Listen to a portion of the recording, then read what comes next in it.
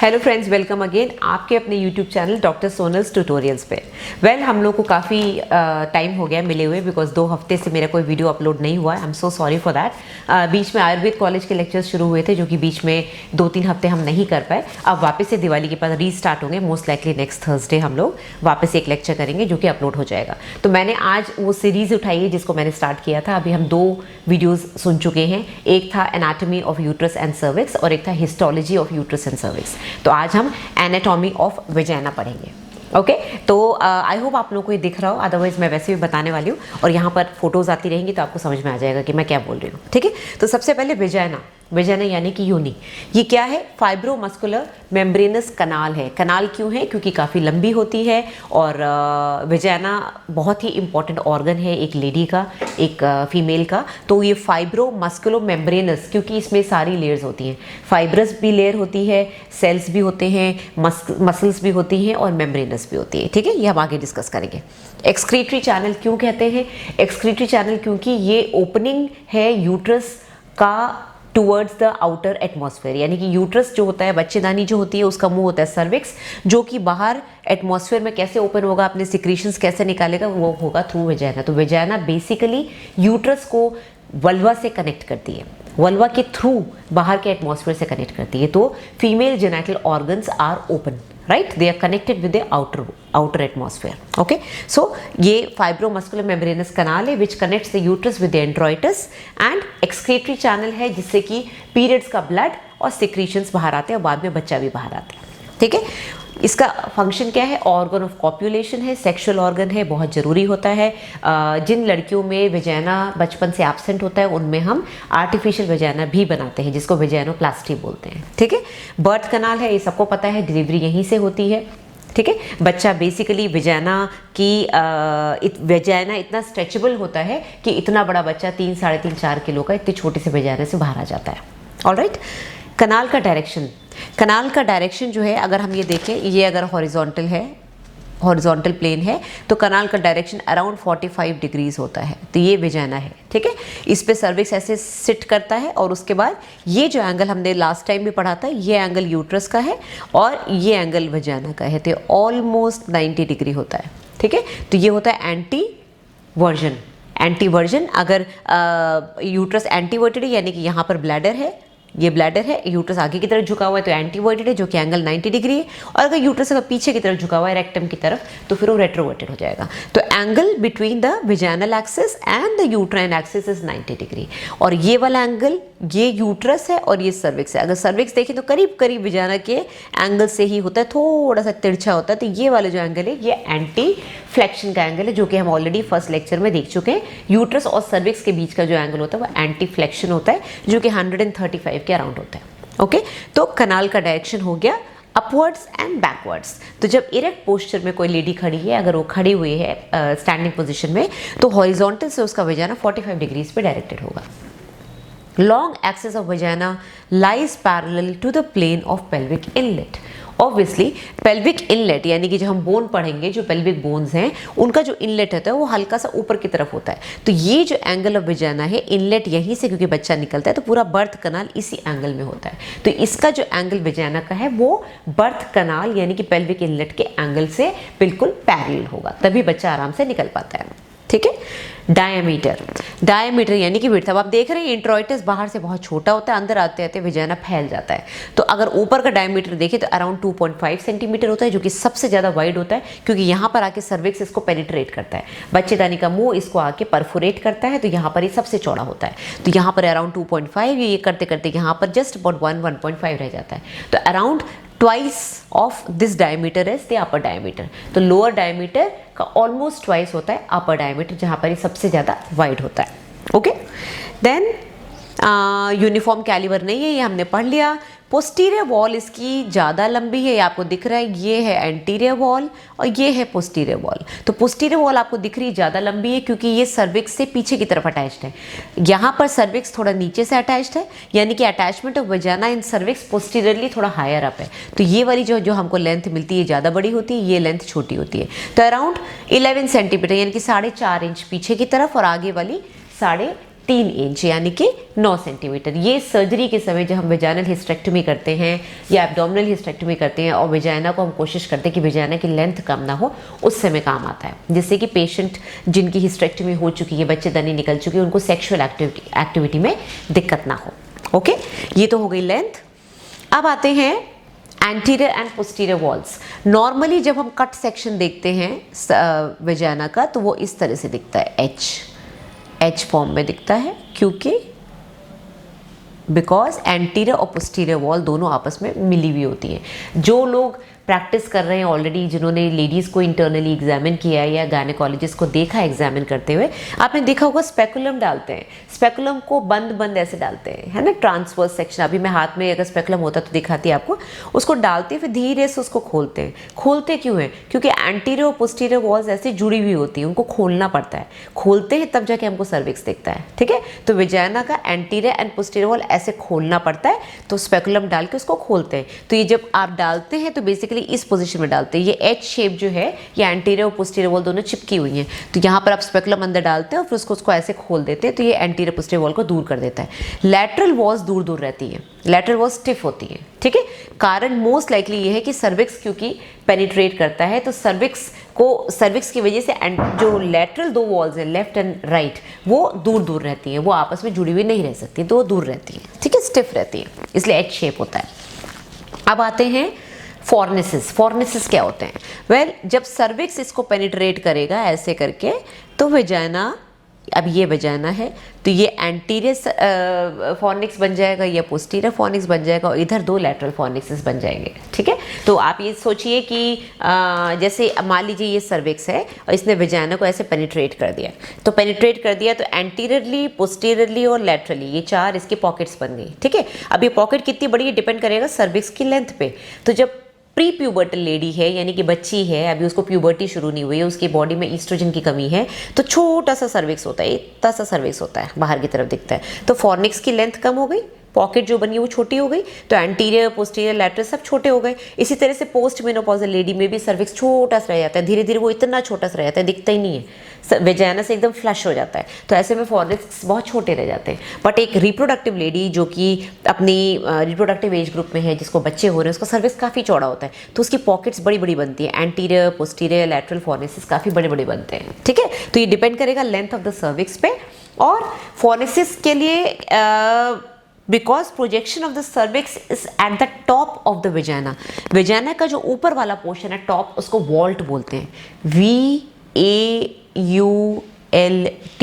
ये top most portion of vagina है जहाँ पर सर्विक्स पेनिट्रेट करता है। So because projection of cervix at the top of the vagina where it blends with the cervical wall, it is shallowest anteriorly and deepest posteriorly। ये वही बात हो गई कि लेंथ ऑफ द वेजाइना जो posteriorly है वो ज़्यादा है, क्योंकि यहाँ पर ये ज़्यादा ऊंचा अटैच्ड है, तो ज़्यादा ऊंचा अटैच्ड है तो ये लेंथ भी बड़ी हो गई, ये फॉर्निक्स भी डीप हो गया। अब आप देखिए एंटीरियर फॉर्निक्स यहीं खत्म हो गया, ये इतना सा है, और जो पोस्टीरियर फॉर्निक्स है वो और ऊपर जा रहा है। तो पोस्टीरियर फॉर्निक्स डीप होता है because it is attached more upwards to the cervix.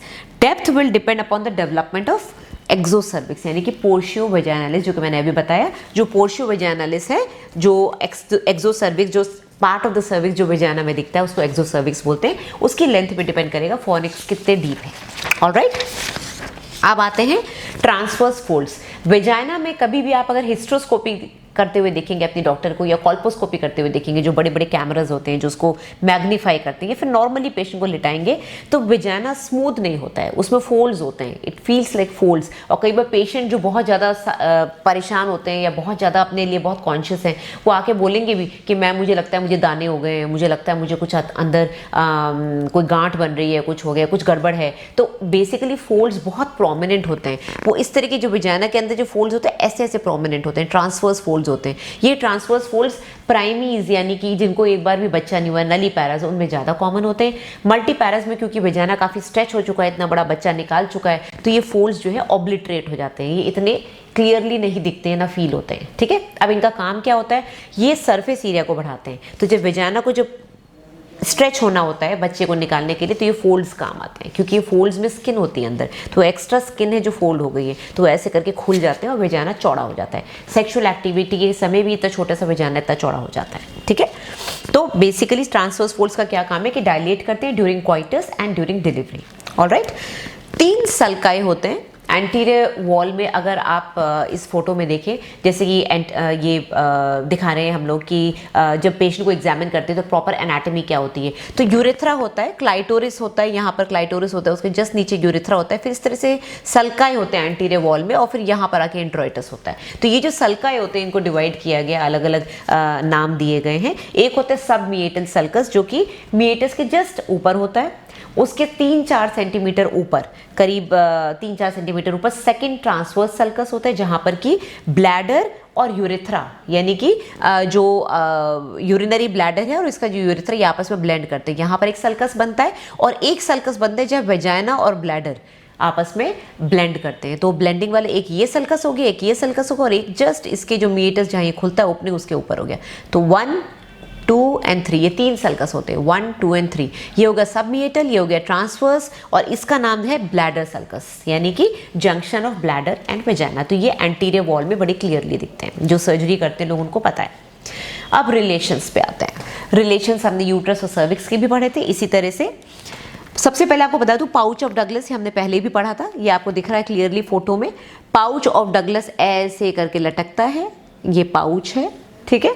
ये पीछे से पेरिटोनियल रिफ्लेक्शन है जो कि वेजाना से रिलेशन में रहता है, इसका रिलेशन अभी बताते हैं। ये पाउच पेरिटोनियल फोल्ड होता है, और पेरिटोनियल फोल्ड अगर इसकी मार्जिन्स देखी जाए पाउच की कि इसके रिलेशंस क्या है, तो एंटीरियरली तो वेजानल पेरिटोनियम है जो पेरिटोनियम वेजाना को कवर करता है। पोस्टीरियरली इसके रेक्टम है, क्योंकि यहाँ पर रेक्टम और सिग्मॉइड कोलन आ जाएंगे, तो पोस्टीरियरली ये वाला पेरिटोनियम है, एंटीरियरली वेजानल वाला पेरिटोनियम है। और इसका फ्लोर क्या होगा, फ्लोर तो कुछ भी नहीं, सिर्फ पेरिटोनियल रिफ्लेक्शन है, क्योंकि पेरिटोनियम का ही पॉकेट है, फोल्ड है ऐसे जो जा रहा है।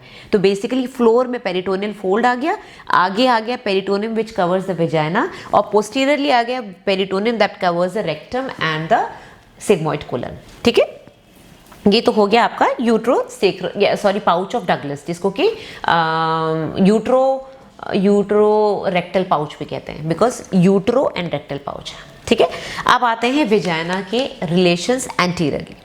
एंटीरियरली जैसा आप देख रहे हैं, ब्लैडर है, यूरेथ्रा है, तो इसके रिलेशंस यही रहने वाले हैं, ठीक है। एंटीरियरली अगर इसको अपर 1/3 में डिवाइड कर दिया जाए, अपर 1/3 एंड लोअर 2/3, तो अपर 1/3 में तो ये ब्लैडर का जो ट्राइगोन होता है, जो बेस होता है ब्लैडर का, जहाँ पर यूरेटर्स आके अटैच होते हैं, ये ब्लैडर बेस होता है, यहाँ से अटैच्ड होता है ये। तो एंटीरियरली ये इस तरह से एक पेरिटोनियम होता है जो रिफ्लेक्ट होता है, ये होता है ब्लैडर पेरिटोनियम, ये होता है वेजाइनल पेरिटोनियम। इन दोनों को आपस में इजीली सेपरेट किया जा सकता है, क्योंकि ये फेशिया होते हैं, इनको नाम दिए गए हैं अलग अलग। वेसिको वेजाइनल स्पेस बोलते हैं, वेसिको यानी कि ब्लैडर, वेजाइनल यानी कि वेजाइना। तो ये जो स्पेस है बीच की, वेसिको वेजाइनल स्पेस, इसके बीच में लूज एरियोलर टिश्यू होता है, और जिसको कि हम ब्लैडर एंड वेजाइनल फेशिया बोलते हैं, और ईजिली सेपरेट हो जाता है। जो लोग हिस्टेक्टोमी करते हैं उनको पता होगा कि जब अपन ब्लैडर को नीचे पुश करते हैं तो इस फेशिया को खोलना पड़ता है, पेरिटोनियम को खोल के ये इजीली नीचे पुश हो जाता है, ब्लैडर नीचे पुश हो जाता है, और आप वेजाइना को एक्सपोज कर सकते हैं, ठीक है। तो अपर 1/3 में तो ब्लैडर ट्राइगोन हो गया, बेस हो गया, और लोअर 2/3 में urethra and paraurethral glands. Paraurethral glands जो कि यूरेथ्रा को उसकी स्मेल और उसके सिक्रीशंस प्रोवाइड करते हैं, ठीक है। तो paraurethral glands and urethra, they are attached to the lower 2/3, not really attached but they are in relation with the lower 2/3 of the vagina. मतलब वेजाइना का 2/3 को अगर काटेंगे तो आगे यूरेथ्रा और पैरायूरेथ्रल ग्लैंड्स आएंगे, ठीक है।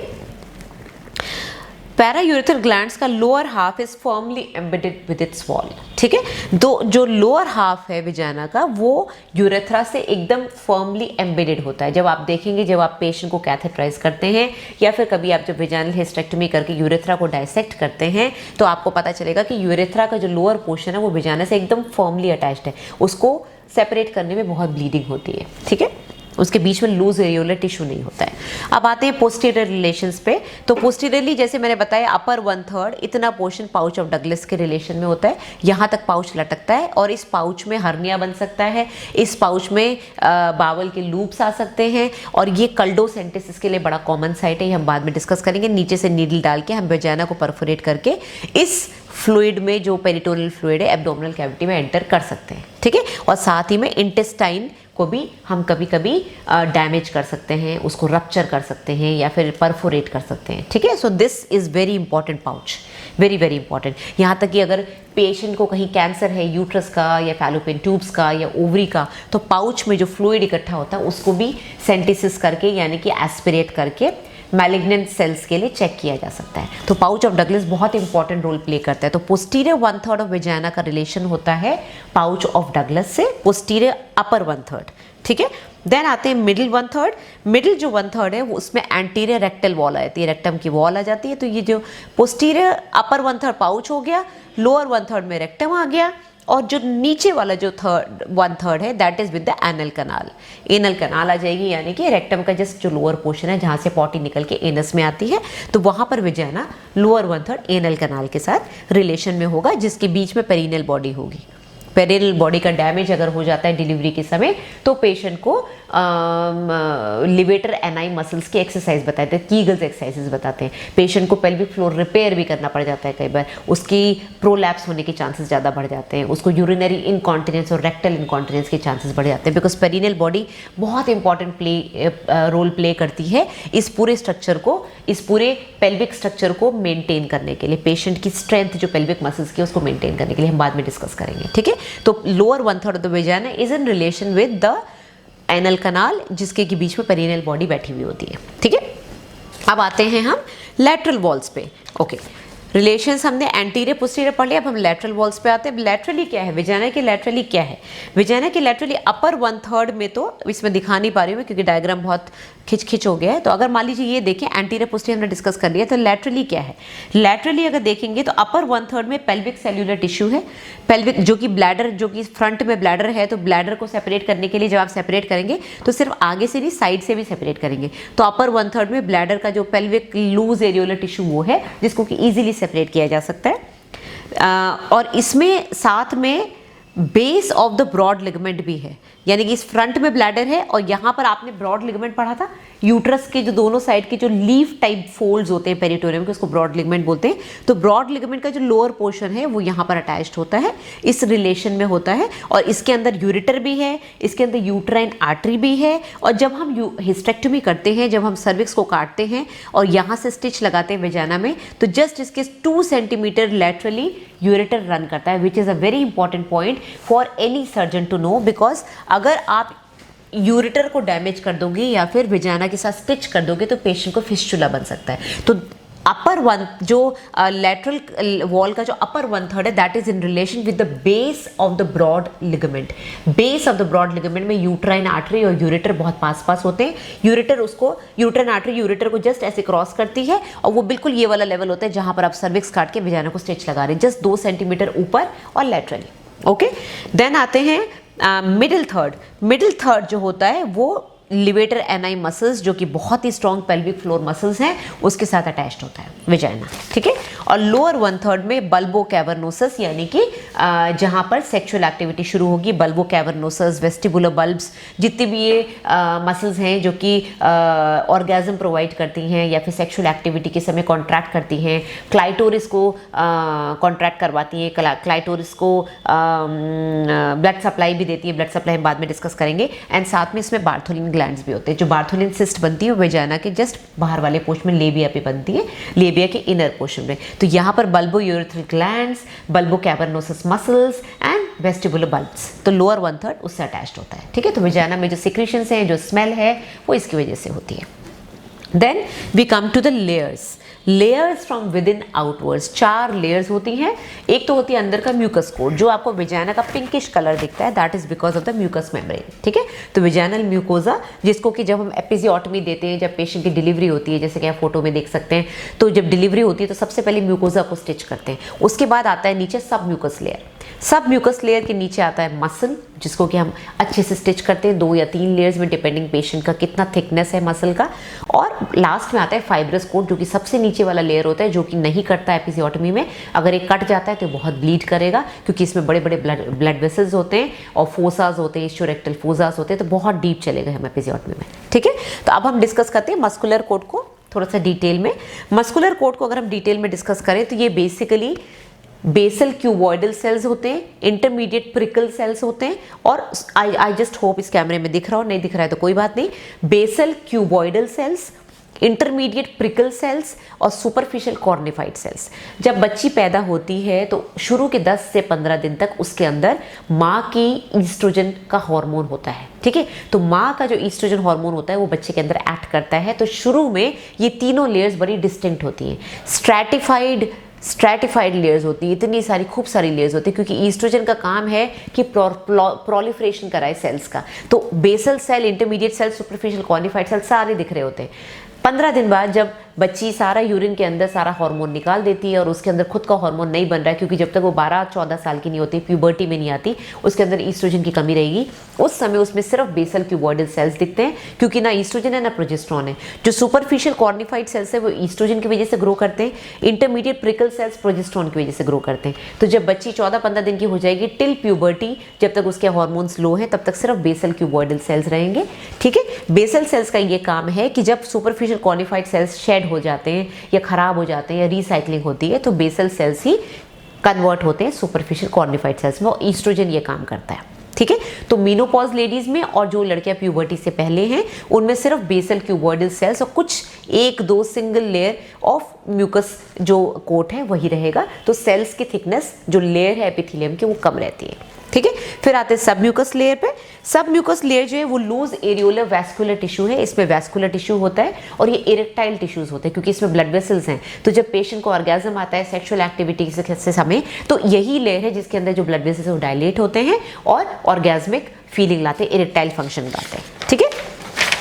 इसी तरह से मस्कुलर लेयर पे आते हैं। मस्कुलर लेयर में इनर सर्कुलर होता है, जो अंदर वाली लेयर होती है वो सर्कुलर होती है, inner circular and outer longitudinal है। हम पहले भी डिस्कस कर चुके हैं, सर्विक्स में भी डिस्कस कर चुके हैं। तो जो मस्कुलर लेयर होती है सर्कुलर और लॉन्गिट्यूडनल, बहुत ज़्यादा वैस्कुलर नहीं होती, एपिजियोटमी के समय कट होती है और इसको वापस से स्टिच किया जाता है। अब आते हैं लास्ट फाइब्रस कोट, जो कि टफ होता है, हाईली वैस्कुलर होता है, एकदम टाइटली अटैच्ड होता है पेल्विस से, पेल्विक बोन से, और एंडोपेल्विक फेशिया, जो अंदर का जो फेशिया होता है जो पेल्विक बोन को कवर करता है। तो अगर इसको हमने कट कर दिया गलती से, तो हम बड़े बड़े जो ब्लड वेसल्स, जो बड़े बड़े जो प्लेक्सेस बने हुए होते हैं ब्लड वेसल्स के, उसको पेनिट्रेट कर जाएंगे and that will be very dangerous. मैंने एक केस ऐसा देखा था, आज से शायद 10-12 साल पहले की बात है। हॉरेंडस ब्लीडिंग करके आई थी पेशेंट, गलत तरीके से उसकी डीएनसी करी गई थी गाँव में, किसी क्वैक ने करी थी, ऑब्वियसली किसी मेडिकल के बंदे ने जिससे सिर्फ देख के सीखा होगा, वो आता नहीं था, गलत छेद बना दिया। सर्विक्स में जाके जो डीएनसी करते हैं, जो बच्चा निकालते हैं, वो ना करके उसने विजाइना में अंदर की तरफ छेद बना दिया। ब्लाइंडली चलता चला गया, उसने पता नहीं कौन सा ब्लड वेसल रप्चर कर दिया। पेशेंट आई तो ऐसा लग रहा था उसकी विजाइना से गंगा जमुना बह रही है ब्लड की। तो किसी तरह से स्टिच विच लगा के उसको ठीक किया, लेकिन इतना प्रेशर था ब्लड का, इतना प्रेशर था, उसने कहाँ रप्चर कर दिया मुझे पता नहीं। वो सीन अभी भी मेरे दिमाग में आता है तो मैं काम जाती हूँ, क्योंकि इतनी ब्लीडिंग थी, वो रोक ही नहीं पाए हम लोग। बड़ी मुश्किल से 3-4 दिन तक उस स्टिचेस ने उस ब्लड को रोका। उसके बाद वो इतना ब्लड था कि उस स्टिचेस को तोड़ के बाहर आ गया, और उसके बाद तो वो पेशेंट को हमको आगे भेजना पड़ा, रेफ़र करना पड़ा। हमको पता तो नहीं बचेगी, और एक्चुअली नहीं बची, वो 1 घंटे के अंदर शी डाइड। तो this is something horrendous which happens in our country, कि जिनको नॉलेज नहीं है वो भी पेशेंट्स की डीएनसी करने बैठ जाते हैं। और पेशेंट्स की भी गलती है कि बिना डिग्री के डॉक्टर्स, नर्सिंग स्टाफ, क्वैक्स उनके पास चले जाते हैं, जो उनको नहीं आता है, और गलत सलत कॉम्प्लिकेशन करके पेशेंट को आगे भगा देते हैं। भैया हमारे बस की बात नहीं है, और जब तक पेशेंट हमारे पास आती है तब तक वो बिल्कुल ही ऐसी हालत में होती है कि हम कुछ नहीं कर सकते। तो बेसिकली हम फाइब्रस कोट की बात कर रहे थे। विजाइना का जो फाइब्रस कोट, जो बहुत ही इनर लेयर होती है, जो एंडोपेल्विक फेशिया से अटैच्ड होती है, और जिसमें बहुत बड़े बड़े ब्लड वेसल्स होते हैं, ठीक है। एक चीज़ और बताना चाहूँगी आपको म्यूकस कोट के बारे में। ये जो 3 लेयर्स हमने डिस्कस करी है, basal, cuboidal, intermediate prickle and superficial cornified. तो जैसे बेसल लेयर मैंने बताया कि ये रिप्लेस करती है सुपरफिशियल कॉर्निफाइड सेल्स को, जो कि अपने आप डिस्कोमेट होते रहते हैं, शेड होते रहते हैं, या तो इन्फ्लेमेशन की वजह से, या फिर बिकॉज दे आर डेड, तो डेड सेल्स जैसे रिप्लेस होते रहते हैं, या फिर कोई न्यूप्लास्टिक कंडीशन हो गई, कोई कैंसरस कंडीशन हो गई, तो बेसल सेल्स इनको रिप्लेस करते रहते हैं। और ये जो सेल्स हैं, ये इंटरमीडिएट जो प्रिकल सेल्स हैं, ये प्रोजेस्टेरोन के इन्फ्लुएंस में रहते हैं। सुपरफिशियल कॉर्निफाइड जो होते हैं, ये ईस्ट्रोजन के उसमें रहते हैं, इन्फ्लुएंस में रहते हैं, ठीक है। दूसरी चीज़, ये जो 2 लेयर्स हैं इंटरमीडिएट एंड सुपरफिशियल कॉर्निफाइड, ये सर्विक्स के साथ कंटिन्यू करते हैं, बिकॉज सर्विक्स जब पेनिट्रेट करता है तो जो सबसे बेसल लेयर है उसका तो काम है ऊपर वाले सेल्स को प्रोवाइड करना, तो बाकी की जो 2 लेयर्स हैं ये सर्विक्स के ऊपर भी चले जाते हैं। तो जो एक्सटर्नल जो एक्सो सर्विक्स है यानी कि पोर्शियो वेजाइनालिस और वेजाइना की जो आउटर जो 2 लेयर्स हैं superficial cornified and intermediate prickle, ये इन कंटिन्यूएशन रहते हैं, ठीक है ना, इन कंटिन्यूएशन रहते हैं। इसीलिए जब कॉल्पोस्कोपी करते हैं, आपने अपने डॉक्टर को देखा होगा करते हुए, अलग अलग हम सोल्यूशंस लगाते हैं, आयोडीन लगाते हैं, एसिटिक एसिड लगाते हैं, तो कलर ऑफ पोर्शियो वेजाइनालिस यानी कि एक्सो सर्विक्स एंड वेजाइना करीब करीब कोइंसाइड करते हैं, क्योंकि सेल्स कॉमन होते हैं। ये स्ट्रैटिफाइड स्क्वैमस एपिथेलियम होता है, ठीक है। शुरू में बेसल क्यूबॉइडल सेल्स होते हैं जो कि बाद में आगे जाके superficial cornified cells because of oestrogen बनते चले जाते हैं, ठीक है। साथ ही में एक चीज़ और इम्पॉर्टेंट है कि ये जो है ये न्यूप्लास्टिक कंडीशन में ज़्यादा शेड ऑफ होते हैं। तो जब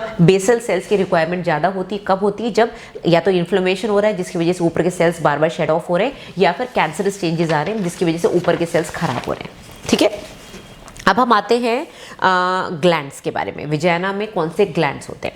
वेजाइना में जो ग्लैंड्स होते हैं बेसिकली होते ही नहीं है। वेजाइना में जो ट्रांसुडेशन होता है, जो अंदर जो म्यूकस मेम्ब्रेन्स के नीचे जो भी फ्लूइड है, लिम्फ है, थोड़ा बहुत ब्लड वेसल्स की वजह से ट्रांसुडेशन है, बस उतनी मॉइस्टनेस रहती है। तो वेजाइना के खुद के ग्लैंड्स नहीं होते हैं। तो बेसिकली हिस्टेक्टोमी के बाद पेशेंट का वाइट डिस्चार्ज करीब करीब बंद हो जाता है। अगर आ रहा है तो कहाँ से आ रहा है? बल्बो यूरेथ्रल जो ग्लैंड्स होते हैं, जो कि मैंने आपको बताया था लोअर 1/3 ऑफ द वेजाइना में ओपन करते हैं, और बार्थोलिन ग्लैंड्स होते हैं, ये वेजाइना को लुब्रिकेट भी करते हैं, उसको स्मेल प्रोवाइड करते हैं और उसको मॉइस्ट रखते हैं। तो सिक्रीशन सिर्फ यहीं से आते हैं और कहीं से नहीं आते। बाकी वेजाइनल सिक्रीशंस कहाँ से बनते हैं? एंडोमेट्रियल एंड एंडोसर्वाइकल सिक्रीशंस से, ठीक है। तो अब आप आते हैं vagina lakhs glands. Cervical discharge के बारे में बता दो। सर्वाइकल डिस्चार्ज टोटली अल्कलाइन होता है, उसका pH 6 to 8 होता है, ठीक है। अब अगर हम बात करें कि बाकी का जो डिस्चार्ज है, डिस्चार्ज को एक्चुअली समझना बहुत ज़रूरी है, क्योंकि विजाइनल डिस्चार्ज, सर्वाइकल डिस्चार्ज, इस पर मेरे काफ़ी वीडियोस आ चुके हैं कि विजाइनल डिस्चार्ज क्यों होता है लेडीज़ में, और हर डिस्चार्ज को ट्रीट करना जरूरी होता है कि यंग गर्ल्स में डिस्चार्ज क्यों होता है, मैरिड लेडीज़ में क्यों होता है, पोस्ट मेनोपॉजल आफ्टर सर्जरी क्यों होता है, तो ये समझना बहुत ज़रूरी है। सर्वाइकल डिस्चार्ज अल्कलाइन होता है, जो कि सर्विक्स से आता है। हम पहले भी पिछली बार भी डिस्कस कर चुके हैं सर्विक्स का डिस्चार्ज कैसे बनता है। अब ये डिस्चार्ज, क्योंकि सर्विक्स ये है, सर्विक्स का डिस्चार्ज यहीं पर ऊपर अपर वेजाइना में रहेगा, ठीक है ना। तो इसलिए क्योंकि अपर वेजाइना में सबसे ज़्यादा सर्वाइकल डिस्चार्ज रहता है, तो यहाँ पर अल्कलाइनिटी ज़्यादा होती है। धीरे धीरे जैसे जैसे नीचे आते हैं वेजाइना की एसिडिटी बढ़ती जाती है। एसिडिटी क्यों होती है? वेजाइना की जो एसिडिटी है वो बेसिकली डोडरलीन बैक्टीरिया की वजह से होती है। डोडरलीन बैक्टीरिया एक ग्राम पॉजिटिव एनारोबिक बैक्टीरिया है जो कि रॉड शेप होता है और जनरली इंटेस्टाइन से वेजाइना में आता है। क्यों आता है, कैसे आता है, अपने को पता नहीं, बट ये बेसिकली वेजाइना के लिए ये बहुत अच्छा बैक्टीरिया, फ्रेंडली बैक्टीरिया है, जो कि ईस्ट्रोजन से रिलेशन में आता है। तो जब बॉडी में ईस्ट्रोजन होगा तो डोडरलीन बैक्टीरिया वेजाइना में रहेगा, ईस्ट्रोजन नहीं होगा तो ये गायब हो जाएगा।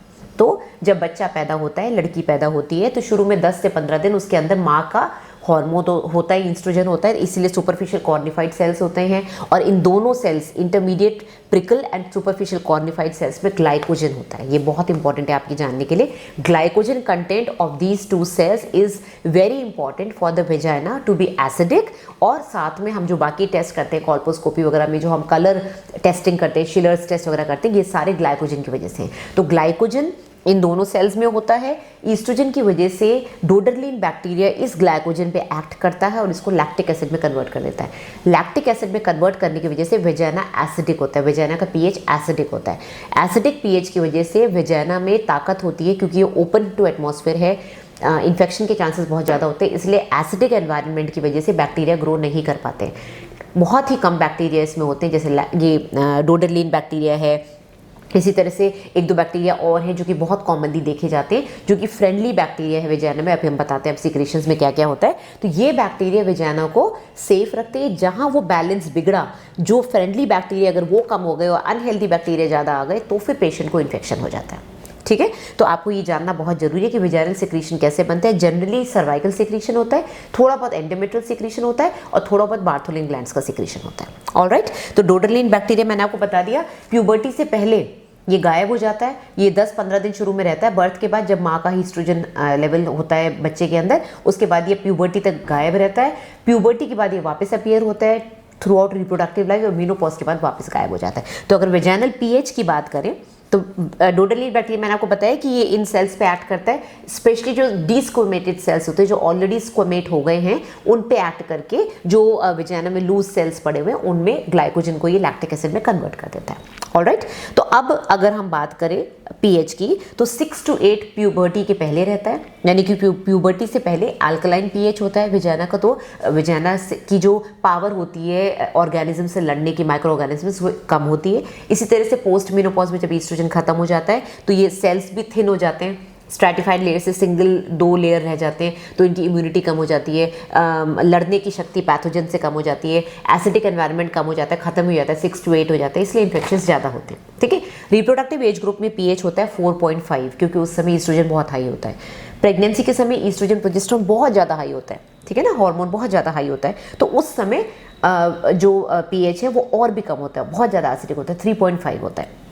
अच्छा, जो पीएच है जो मैंने बताया था ऊपर वाला जो एरिया है अपर वेजाइना में, वो अल्कलाइन होता है, क्योंकि वहाँ पर सर्वाइकल सिक्रीशंस होते हैं। तो सबसे ज़्यादा हाई पीएच वैल्यू यानी कि 6 to 8 या 8 के अराउंड होती है अपर वेजाइना में। जैसे जैसे नीचे आते हैं एनवायरनमेंट एसिडिक होता चला जाता है, क्योंकि सर्वाइकल सिक्रीशन दूर हो जाता है और नीचे डोडरलिन बैक्टीरिया का एसिडिक एनवायरनमेंट शुरू हो जाता है।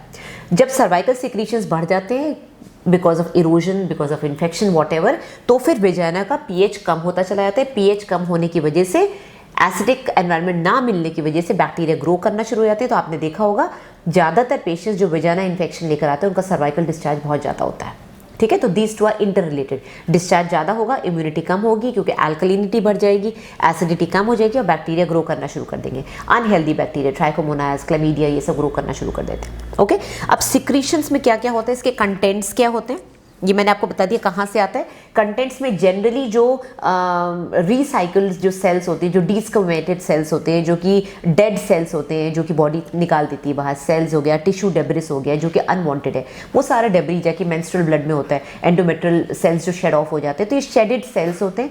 कुछ ल्यूकोसाइट्स होते हैं, ऐसा नहीं कि वेजाइना में बहुत ल्यूकोसाइट्स होते हैं, पस सेल्स बहुत कम होते हैं।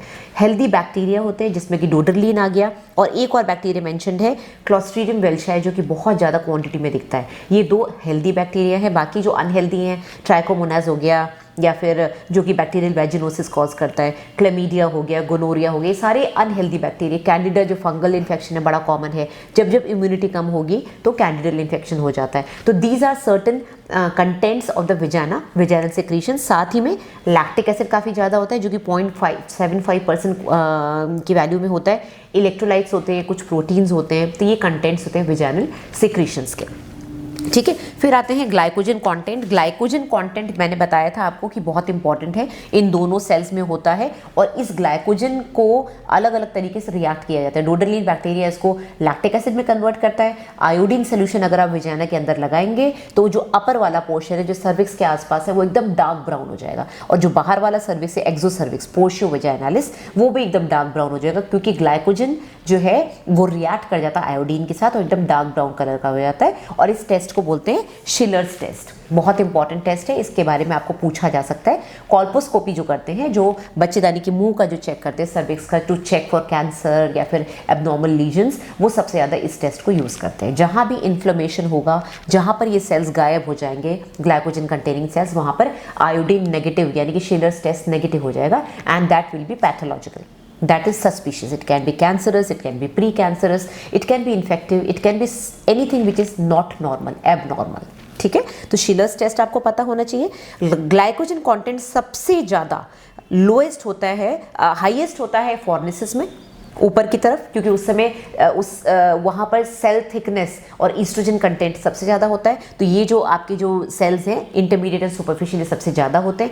बाहर आते आते क्योंकि एक्सपोजर टू एयर बढ़ जाता है तो ये कॉर्निफाइड सेल्स कन्वर्ट हो जाते हैं केराटिन में, केराटिनाइज हो जाते हैं। तो केराटिनाइज होने की वजह से इनका ग्लाइकोजन कंटेंट कम हो जाता है। अगर वैल्यू की बात करें तो लोएस्ट होता है नीचे लोअर 1/3 में, जिसमें कि 0.6 to 0.9% होता है मिलीग्राम परसेंट, और ऊपर जाते जाते हाईएस्ट हो जाता है 2.5 to 3 मिलीग्राम परसेंट हो जाता है। ओके तो ये तो हो गया ग्लाइकोजन कंटेंट। और लास्ट मैं आपको बताना चाहूंगी डाई इथाइल स्टिल्बेस्ट्रॉल DES, जो कि एक कार्सिनोजन है, एक हार्मोन है जो कि पहले पेशेंट्स को ट्रीटमेंट के लिए दिया जाता था। अगर मदर ने ये हार्मोन किसी तरीके से लिया है, एक्सपोजर हुआ है, तो अगर मदर के अंदर लड़की बच्ची फीटस पल रहा है, फीमेल फीटस पल रहा है, तो इस हार्मोन की वजह से उसको वेजाइनल कैंसर हो सकता है, क्योंकि इस हार्मोन की वजह से जो वेजाइना की जो लाइनिंग है, जो कि स्ट्रैटिफाइड स्क्वैमस होती है, वो कॉलमनार में चेंज हो जाती है। और कॉलमनार में चेंज होती है, जो अपर 1/3 है वहाँ पर या तो वेजाइनोसिस डेवलप हो जाएगा, या फिर वेजाइनल एडिनोसिस हो जाएगा, या वेजाइनल कैंसर हो जाएगा। बिकॉज कन्वर्ट करने के लिए, कैंसर में कन्वर्ट करने के लिए कॉलमनार जो एपिथेलियम होती है वो एक तरह का एडिनोकार्सिनोमा बनाती है, जो कि हम बाद में कैंसर वाले लेक्चर में पढ़ेंगे। सर्विक्स के अंदर भी बाहर वाला जो एक्सो सर्विक्स है उसमें स्क्वैमस होता है, अंदर कॉलमनार होता है। तो अगर अंदर वाला कॉलमनार एपिथेलियम एब्नॉर्मल हो जाए, कैंसरस हो जाए, तो एडिनोकार्सिनोमा बनता है। इसी तरह से अगर DES एक्सपोजर हुआ है तो न्यूबॉर्न बच्चे में भी कैंसर हो सकता है, बिकॉज मदर को DES डाई इथाइल स्टिल्बेस्ट्रॉल हार्मोन दिया गया था। All right guys, so that's it. Lecture काफ़ी लंबा हो गया, बट देन एक एक टॉपिक एक बार में कवर करना सही रहता है, क्योंकि ज़्यादा टॉपिक्स लूँगी तो लेक्चर्स बहुत लंबे हो जाएंगे। तो नेक्स्ट टाइम अब हम डिस्कस करेंगे वल्वा, और कोशिश करेंगे उसमें पूरा पेरिनियम इन्वॉल्व करने, vulva, labial glands and clitoris and everything, उनकी एनाटॉमी, एंड कोशिश करेंगे हिस्टोलॉजी भी आ जाए। इसमें हमने थोड़ा बहुत हिस्टोलॉजी टच किया है, बट आई सी अगर कुछ और हिस्टोलॉजी में बताना होगा तो I definitely cover in the next lecture. So I hope you like it. अगर पसंद आया तो प्लीज़ लाइक जरूर करना, क्योंकि इतनी मेहनत करते हैं तो आप लोगों के लाइक से हमको बड़ा अच्छा लगता है, बूस्ट मिलता है। और शेयर करिए, सब्सक्राइब करिए चैनल को। Thank you very much. Happy Diwali to you all. Bye bye.